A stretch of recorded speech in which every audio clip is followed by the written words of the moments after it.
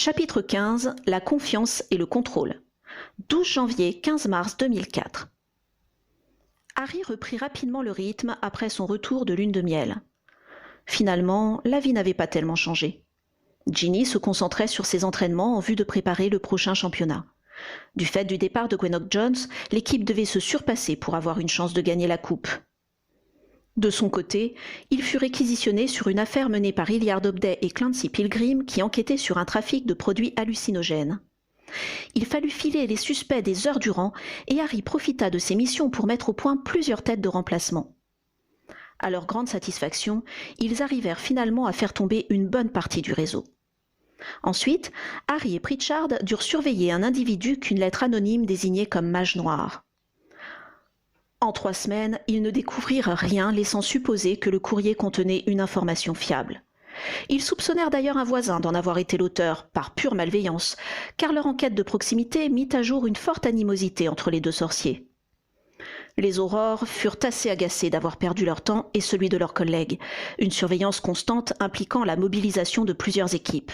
« Ça fait partie du métier », expliqua Pritchard à Harry. « C'est triste de le constater, mais ce genre d'accusation nous permet plusieurs arrestations par an, alors on ne peut pas les négliger. » Un soir, à la mi-mars, Harry était rentré chez lui depuis une demi-heure et s'apprêtait à se mettre à table avec Ginny quand sa gourmette de communication chauffa contre son poignet. Le code simplifié lui enjoignait de cheminer sans délai aux coordonnées précisées. « Je dois y aller », indiqua-t-il à sa femme. « Ne m'attends pas pour dîner. » À titre de précaution, il rafla un morceau de pain et un fruit sur le buffet de la cuisine avant de plonger dans l'âtre. Quand il parvint à destination, une main secourable débloqua rapidement la sortie de la cheminée. Il reconnut un des membres de la police magique. « Agent Radford », se présenta le planton. « Bonsoir », lui dit civilement Harry. « Aurore Potter. »« Si vous voulez bien avancer », lui demanda timidement son interlocuteur. « Nous attendons d'autres arrivées. » Harry se poussa juste à temps pour laisser la place à Pritchard qui déboulait par le même chemin que lui. « Le brigadier Truston devrait bientôt venir vous mettre au courant », précisa Radford qui ne semblait n'avoir d'autorité que pour débloquer la cheminée. Harry regarda autour de lui. Ils étaient dans un hangar où plusieurs dizaines de caisses oblongues étaient entreposées. Il s'approcha et déchiffra sur une planche de bois « Compagnie Nimbus ». Ils étaient manifestement dans la fabrique du prestigieux créateur de balais.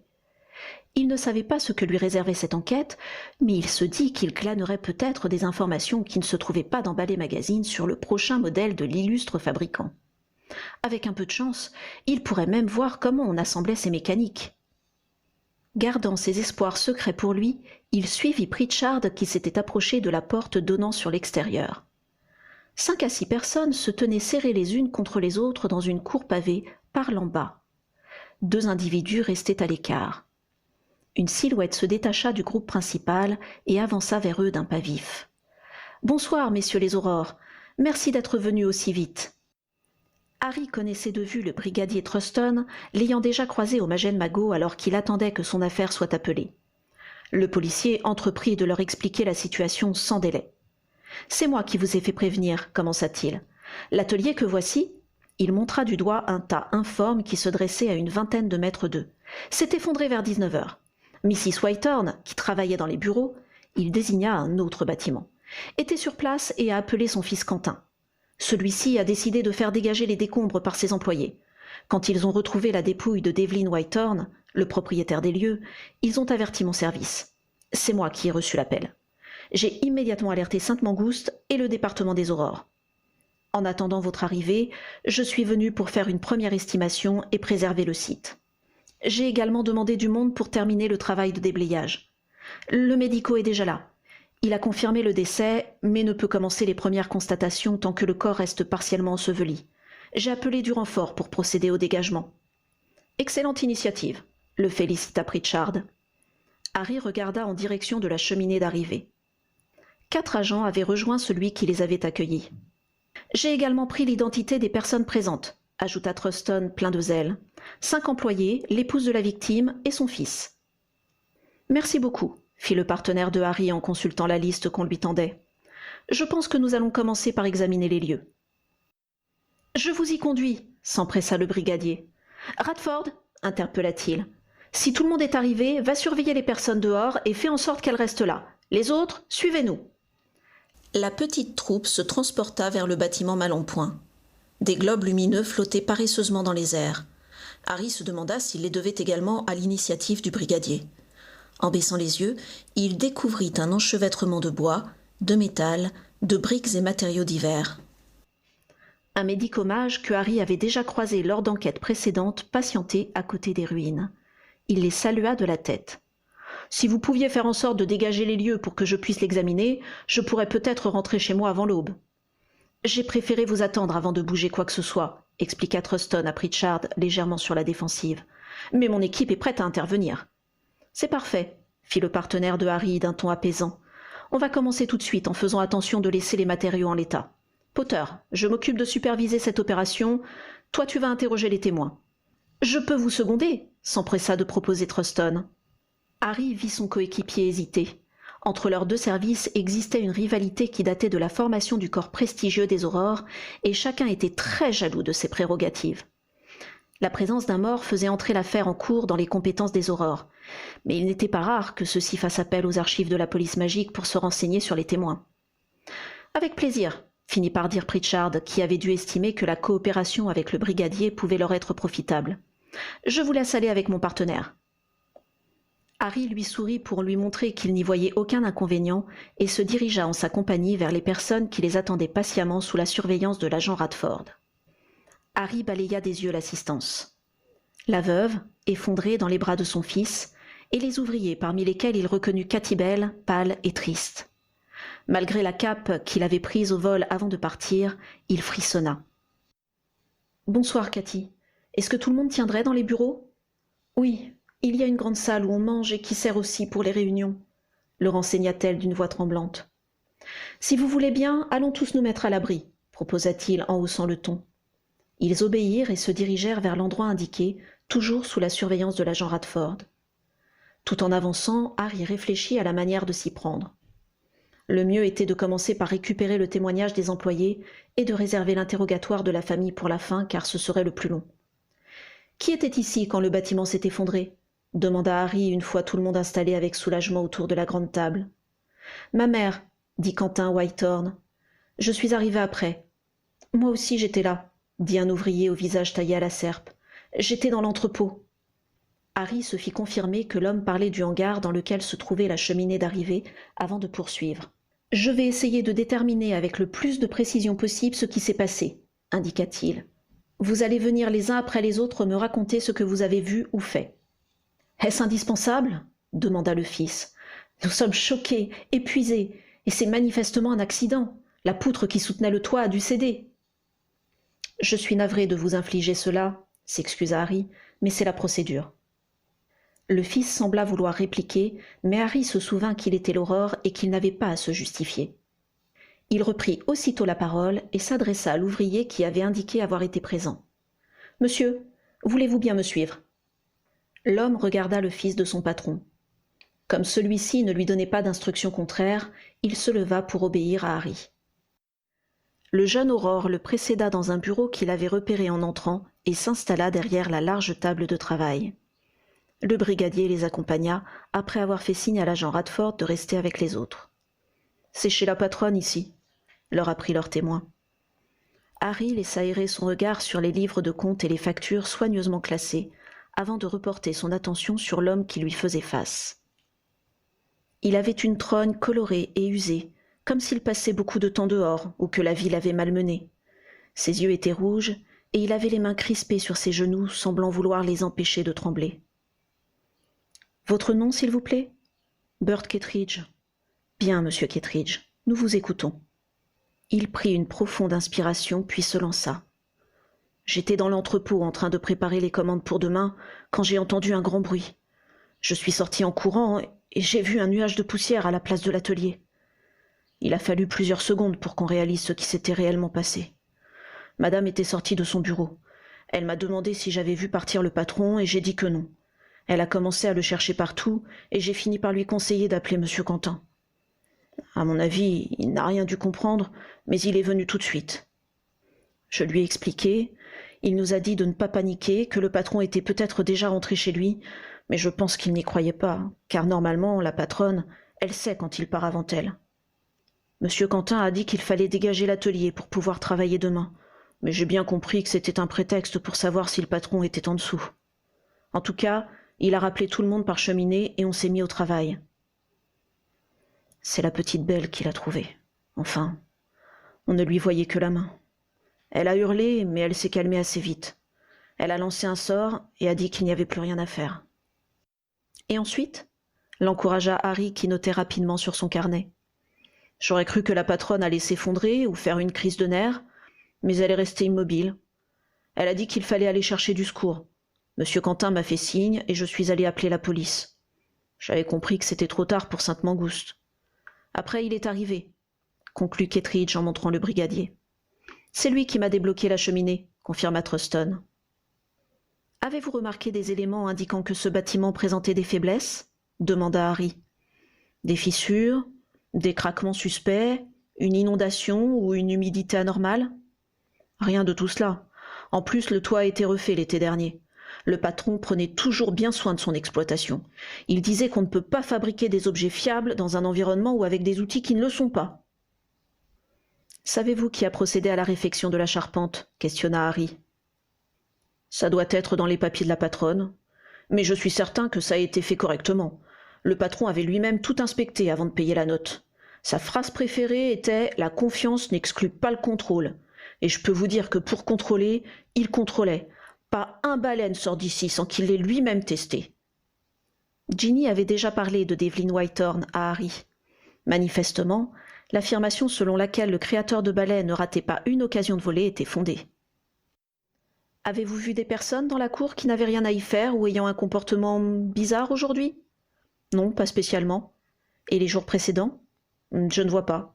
Mais je ne passe pas mon temps à surveiller dehors. Je travaille quand je suis ici. » L'homme regarda Harry dans les yeux comme pour le défier de prétendre le contraire.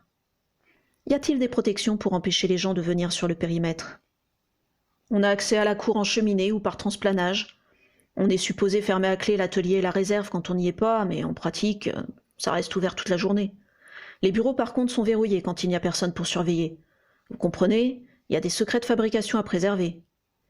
J'imagine que la cheminée a un minimum de protection. Bien entendu. Seuls les patrons et nous, les employés, pouvons arriver par là sans avoir à attendre qu'on nous débloque. Mais si on vient par transplanage, il n'est pas très difficile d'avoir accès à l'atelier, intervint Truston.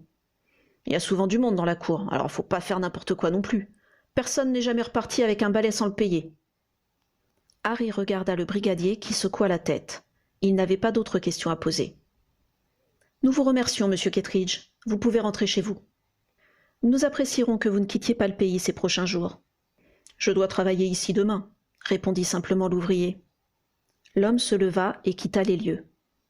Harry s'avança vers la pièce où les autres étaient réunis, attendant leur tour. Il vit qu'ils avaient pris l'initiative de faire du thé et que tout le monde avait été servi, y compris l'agent Radford, qui eut l'air embarrassé quand le regard de Harry se posa sur lui. « Katy Bell » appela l'Aurore. Elle but précipitamment une gorgée de sa tasse avant de venir vers lui. Il la fit entrer dans la pièce qu'il avait annexée et se réinstalla derrière le bureau. « Dommage qu'on se revoie dans ces circonstances, » remarqua Harry. « Comment te sens-tu ? Et toi et Ginny ? Nous allons bien. Il faudra que tu passes nous voir, enfin, quand cette histoire sera terminée, » ajouta-t-il par conscience professionnelle. Harry décida qu'il était temps de revenir à un entretien plus orthodoxe. Il jeta un bref regard vers le brigadier qui n'avait pas perdu une miette de leur dialogue et demanda « Où étais-tu au moment du drame ?»« Chez moi. J'ai terminé à 5h30, comme tout le monde. Je suis revenu quand Quentin m'a appelé par cheminée en me disant que l'atelier s'était effondré et qu'il fallait venir aider à le déblayer. Je ne savais pas que le patron était là-dessous. Ça m'a fait un choc de voir... » Elle s'interrompit, laissant à Harry et son assistant le soin de terminer la phrase pour elle. « Il paraît que tu as jeté un sort sur lui. Lequel était-ce » continua Harry.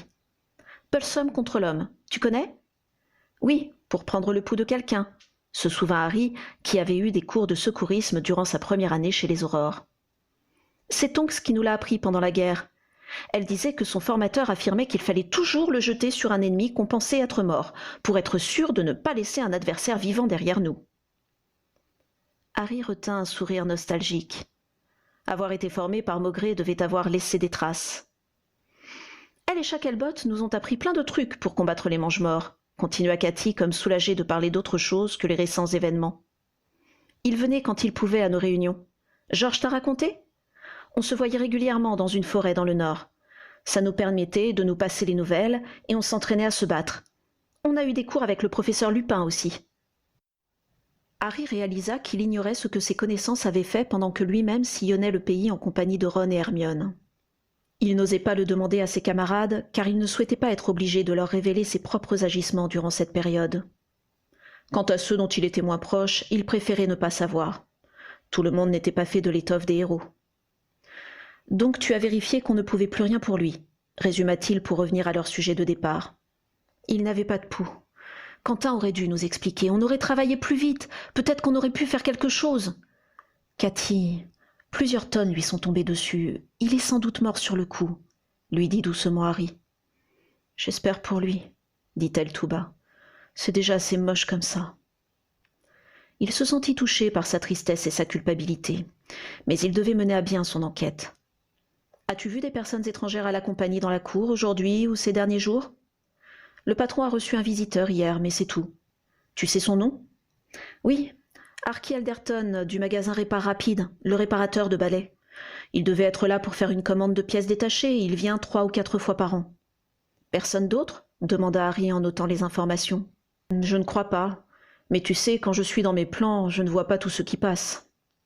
Bien, à moins que tu aies une idée de ce qui a pu faire tomber ce toit, je pense qu'on a fini. Je n'arrive pas à croire que ce soit arrivé. L'atelier a été rénové il y a quelques mois et le patron avait tout vérifié.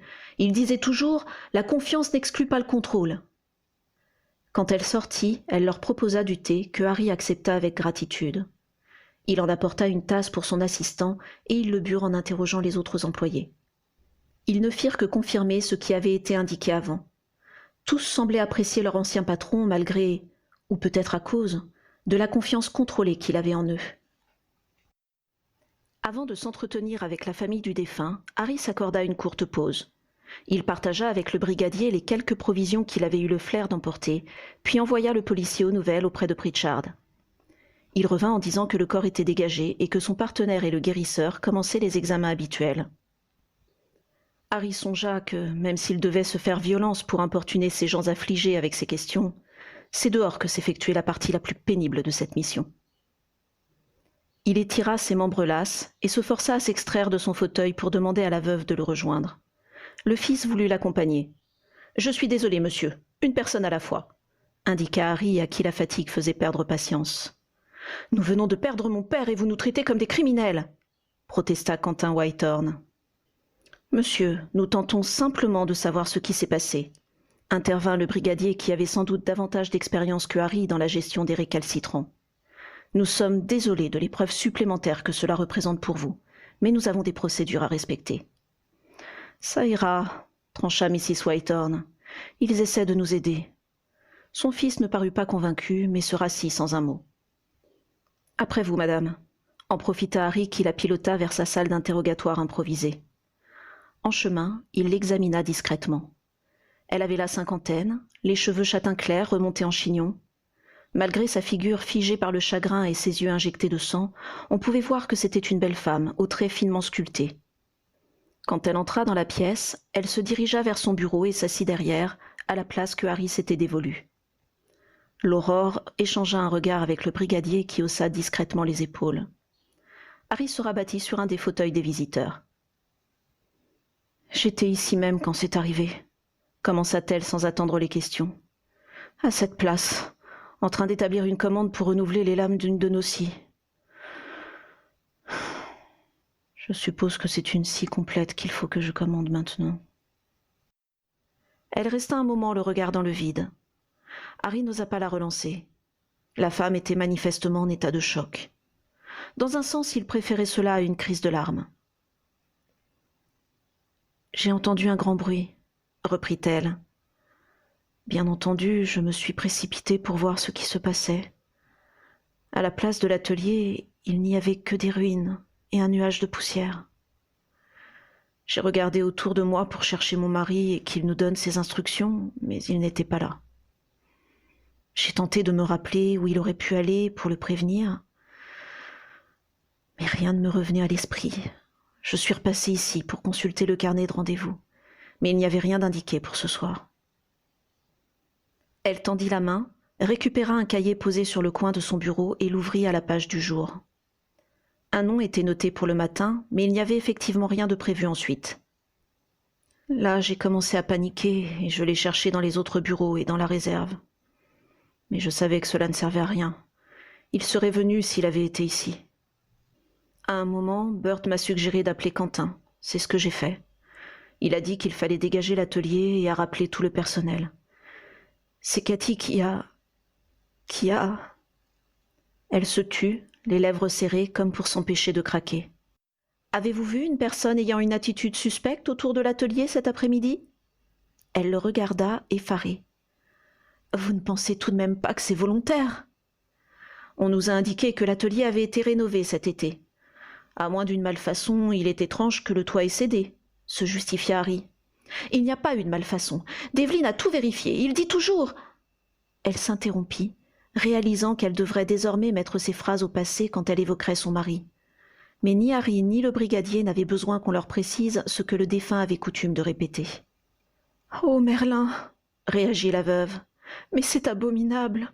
Qui pourrait vouloir une chose pareille ?»« C'est peut-être un accident, » tempéra le policier. « Un sort qui a abîmé la structure du bâtiment. » Elle secoua silencieusement la tête, comme assommée.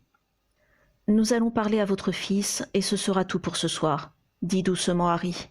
« Nous vous remercions de votre coopération. Mes plus sincères condoléances, » ajouta-t-il en se disant qu'il aurait peut-être dû commencer par là.